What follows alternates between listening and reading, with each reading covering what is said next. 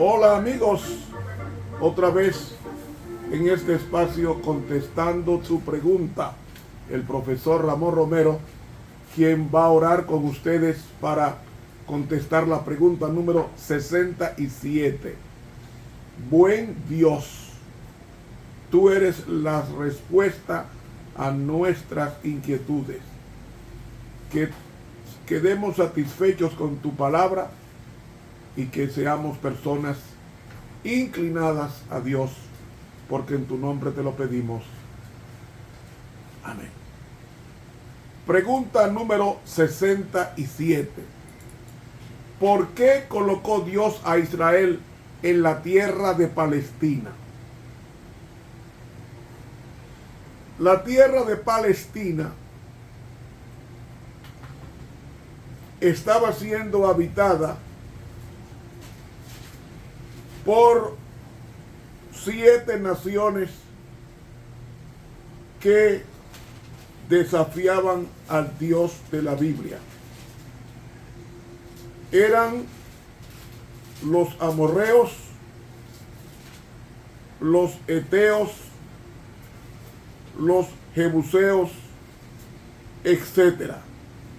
Y esas naciones, dice la Biblia, que la tierra las vomitaría por su inconducta. ¿Quién es el dueño de la tierra? Dice el Salmo 24, de Jehová es la tierra y su plenitud, el mundo y los que en él habitan. Como Dios es el dueño de la tierra, Él la da a quien Él quiere. De ahí que, tomando en cuenta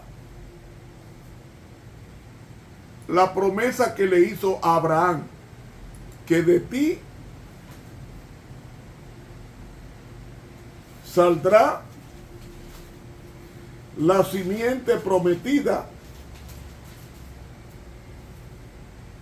y en ti serán benditas todas las naciones o las familias de la tierra.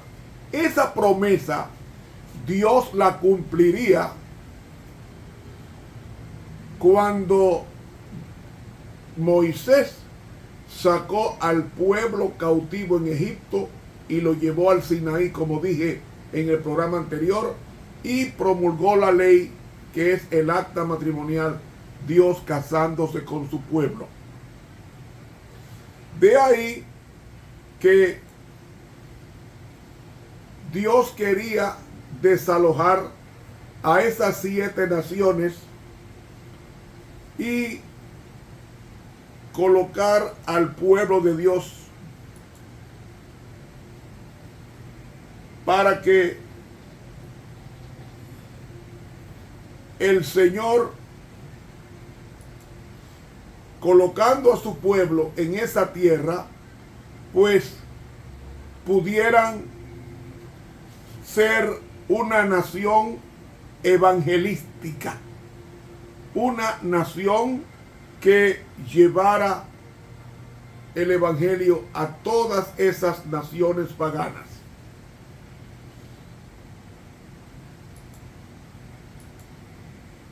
¿Qué sucede?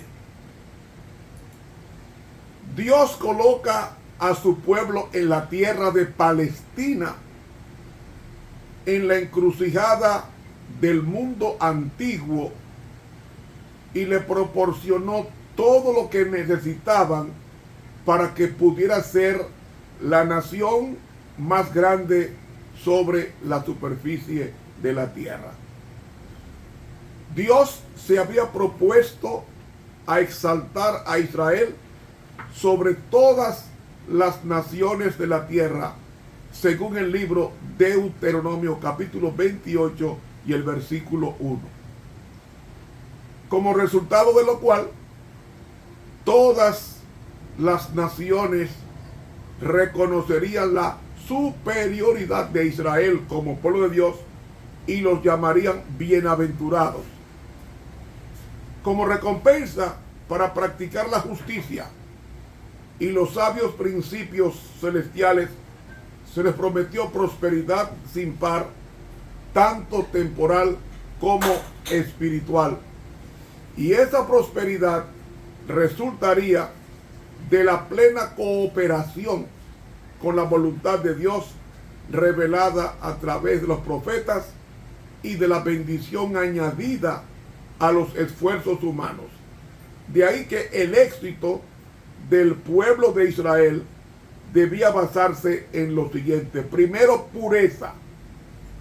Es decir, el pueblo debía tener prosperidad espiritual, preparando así el camino para la prosperidad material. Porque la prosperidad espiritual conlleva bendiciones materiales. Ellos tenían que progresar en su carácter, siendo más nobles, más elevados y reflejar siempre más perfectamente los atributos del perfecto carácter de Dios. Segundo, la salud. Dios tenía en mente que la enfermedad y la debilidad que existía debían de desaparecer totalmente del pueblo de Dios si ese pueblo guardaba los principios de salud que eran higiene, Levítico 11, comer animales limpios y guardar el principio sano del buen vivir. Entonces Dios cumpliría lo que dice Éxodo 15, 26. Si oyeres atentamente la voz de Jehová tu Dios e hicieres lo recto delante de sus ojos y dieres oído a sus mandamientos y guardaréis todos sus estatutos, ninguna enfermedad de las que envié a los egipcios te enviaré a ti, porque yo soy Jehová, tu sanador. Tercero, Dios, a través de la cooperación del ser humano con las leyes naturales que rigen el cuerpo y la mente, daría como resultado una mente sana en cuerpo sano, y recibiría el pueblo vigor intelectual y sano juicio, transformándose así en una nación de genios intelectuales a fin de la debilidad mental no se conocería entre el pueblo de Dios si cumplía las leyes de la salud. Dios daría inteligencia a ese pueblo en cuanto al cultivo del suelo, recuperando así poco a poco la hermosura del Edén. Daría destreza ilimitada, porque ellos tendrían sabiduría y habilidad en todo tipo de artesanía. Y ese elevado grado de genio y de inventiva y de habilidad como artesanos para fabricar todo tipo de utensilios y aparatos mecánicos. Esto Dios se proponía que los israelitas fueran superiores a los de todos los demás naciones. Ahora, Deuteronomio capítulo 8 dice que su obediencia a la ley de Dios había de presentarlos como maravillas de prosperidad delante de las naciones del mundo. También Dios daría superioridad, porque el propósito de cada israelita, Dios, era que todas las facilidades para que llegaran a ser la nación más próspera y mejor de la tierra, proponiéndose Dios honrar su nombre y bendecir a su pueblo para las naciones que los rodeaban. Cuando las naciones de la antigüedad vieran el progreso sin precedentes de los israelitas, se suscitarían su atención y su interés. Aún los paganos reconocerían la superioridad de los que servían y adoraban al Dios viviente. Deseando obtener para sí las mismas bendiciones, preguntarían a cada judío cómo podrían adquirir también esas evidentes ventajas materiales. Y el pueblo de Israel les contestaría: acepten a nuestro Dios como vuestro Dios, ámenlo y sírvanlo como lo hacemos nosotros, y Él hará lo mismo con ustedes. Como dice Profetas y Reyes en la página 367, las bendiciones aseguradas a Israel se prometen bajo las mismas condiciones y en el mismo grado a toda nación o individuo debajo de los anchos cielos. Todas las naciones de la tierra habían de compartir las bendiciones tan generosamente prodigadas para el pueblo de Israel. Y ese concepto del papel de Israel se reitera vez tras vez en todo el Antiguo Testamento.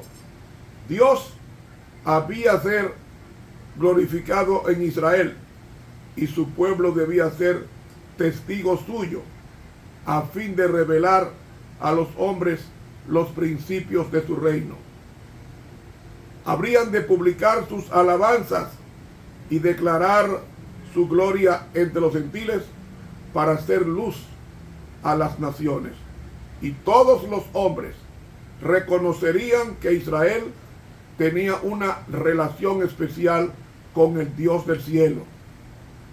Y al contemplar la justicia de Israel, los gentiles reconocerían que aquellos eran linaje bendito de Jehová y que Dios era el único y verdadero Dios. Y ante la pregunta de Israel, ¿qué nación grande hay que tenga dioses tan cercanos a ellos como los de Jehová? Los gentiles responderían: ciertamente, pueblo sabio y entendido, nación grande es esta. Deuteronomio 4, 7 y 6. Y al oír hablar de todas las ventajas con las cuales el Dios de Israel los había bendecido y todo el bien que les había hecho, las naciones paganas admitirían: ciertamente mentira poseyeron nuestros padres.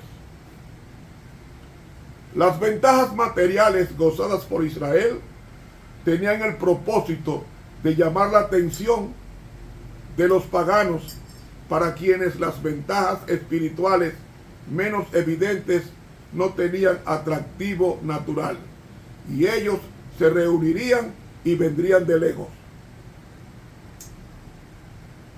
Y desde los extremos de la tierra, a la luz de la verdad que resplandecería desde el monte de Jehová, las naciones que no habían sabido del Dios verdadero correrían a Jerusalén por causa de la manifiesta evidencia de las bendiciones divinas que acompañarían a Israel. Y de un país extranjero tras otro vendrían embajadores para descubrir, de ser posible, el gran éxito del secreto de la nación de Israel, y sus dirigentes tendrían la oportunidad de dirigir los pensamientos de sus visitantes a la fuente de todo lo bueno. Su mente debía ser orientada de lo visible a lo invisible, de lo material a lo espiritual, de lo temporal a lo eterno. Los embajadores gentiles, al regresar a sus países, habrían aconsejado a sus compatriotas: vamos a implorar el favor de Jehová y a buscarle. Habría mensajeros enviados de Israel a decirles: iremos con vosotros porque hemos oído que Dios está con vosotros. Y nación tras nación se habrían unido con ellos, juntándose con la familia de Jacob. Finalmente, la casa de Dios en Jerusalén habría llegado a llamarse casa de oración para todos los pueblos. Y en aquel día, muchos pueblos y fuertes naciones habrían venido a buscar a Jehová de los ejércitos en Jerusalén y a implorar el favor de Jehová. Los hijos de los extranjeros habrían seguido a Jehová para servirle y amar su nombre. Las puertas de Jerusalén habrían estado siempre abiertas para recibir las riquezas entregadas a Israel, para ayudar a convertir a otras naciones y pueblos. Finalmente, todas las naciones habrían llamado a Jerusalén trono de Jehová y habrían venido a ella para no andar más tras la dureza de su malvado corazón. Todos los que se volvieran de la idolatría al culto verdadero, dice Palabra de Vida, Gran Maestro, página 232. Todos los que se volvieran de la idolatría al culto al Dios verdadero habrían de unirse con el pueblo escogido. Y a medida que aumentara el número de los israelitas, estos habían de ensanchar sus fronteras hasta que su reino abarcara todo el mundo. Y de este modo, el pueblo de Israel habría de florecer, echar renuevos y llenar de fruto la faz del mundo. Pero estas promesas de prosperidad y éxito debían haber hallado su cumplimiento en gran medida durante los siglos que siguieron al regreso de los israelitas de las tierras de su cautiverio.